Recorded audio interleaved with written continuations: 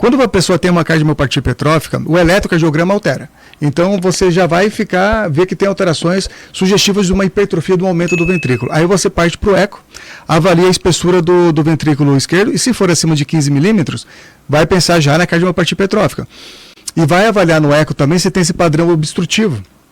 E se não tiver esse padrão obstrutivo, tem uma manobra que a gente faz, chamada manobra de Valsalva, no próprio exame, que mostra se o padrão se torna obstrutivo, que é quando você tem uma pressão na saída do ventrículo acima de 30 milímetros de mercúrio, que seria o aumento da pressão, para você ver o padrão obstrutivo. Aí, Juarez, você vai investigar esse paciente com uma ressonância magnética para você fazer todo o critério para ver o risco de morte súbita desse paciente.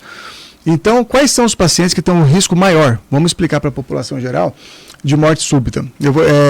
Então, esses pacientes, por exemplo, já são contraindicados de você fazer exercício de alto rendimento, por exemplo, não dá para jogar bola, não dá para fazer nada disso, e aí tem que colocar, muitas vezes, um CDI, que é um tipo marca-passo, que ele faz um choque no coração para evitar morte súbita.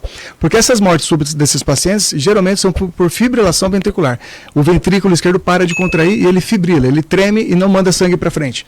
Isso é chamado de fibrilação ventricular. E aí você tem o cardiodesfibrilador que vai desfibrilar, vai chocar aquele coração para voltar no ritmo normal, para não ter essa morte súbita. Então, os pacientes que têm o risco maior são pacientes que têm uma hipertrofia do septo acima de 30 milímetros. Na ressonância magnética, você avalia a parte de fibrose. Se a pessoa tem muita fibrose, acima de 15%. Você tem o Holter, que é o eletro de 24 horas, que mostra arritmias. A principal é a taquicardia ventricular, não sustentada, então indica que o paciente tem um risco maior. O ecocardiograma já com uma disfunção do ventrículo esquerdo, com uma queda da fração de ejeção.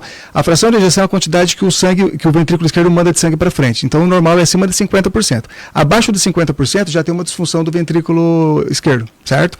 Então, aumenta o risco. Aneurisma ventricular. O que é o aneurisma? É uma fragilidade do músculo do ventrículo. Porque uma parte fica hipertrofiada. A outra parte que não hipertrofiou pode fazer um aneurisma, que é uma dilatação, tá? Uma dilatação que deixa essa região mais frágil e propensa a arritmias de morte súbita.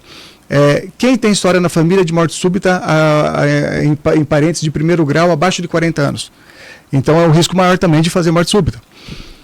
Síncope, que é o desmaio inexplicável. O paciente não tem dor no peito, não tem falta de ar, mas um dia ele perdeu a consciência. Síncope é quando você perde rapidamente a consciência e acorda. Você pode cair no chão, mas rapidamente você acorda, tá?